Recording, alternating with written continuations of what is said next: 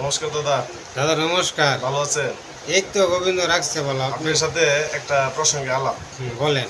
আলাপটা হচ্ছে যে মানুষে যে আপনি দামি দামি শার্ট প্যান্ট, যেমন 3,000 টাকা শার্ট, 3,000 টাকা প্যান্ট, 4,000 টাকা জুতা পরে এইগুলি রাস্তাতে যখন যায় ছিঁড়ে যায়, এত কষ্ট পায় কেন দাদা?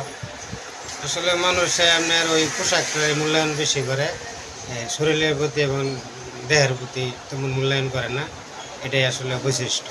আচ্ছা, এই দেহের কি দাম নাই দাদা? অবশ্যই দাম আছে। তাহলে দেহের প্রতি মানুষের নজর না রাখে পোশাকের প্রতি এত নজর রাখে কেন? এখন আসলে কি বলবেন, আধুনিক যুগ হয়েছে তো পোশাক আশাকটারই বেশি মূল্যায়ন করতেছে, মানুষ তেমন মূল্যায়ন করতেছে। যাক, আমাদের তো দেহটা সবচেয়ে মূল্যবান জিনিস, তাই না? আমাদের দেহ পবিত্র জিনিস, খুব মূল্যবান জিনিস। এটা আসলে মূল্যায়ন করা উচিত সবার ক্ষেত্রে। আমি যা মনে করি, সবারই দেহের প্রতি খেয়াল রাখার দরকার, ভালো থাকার দরকার। তাহলে রেখে দিই দাদা। আচ্ছা, নমস্কার। নমস্কার, ভালো থাকেন।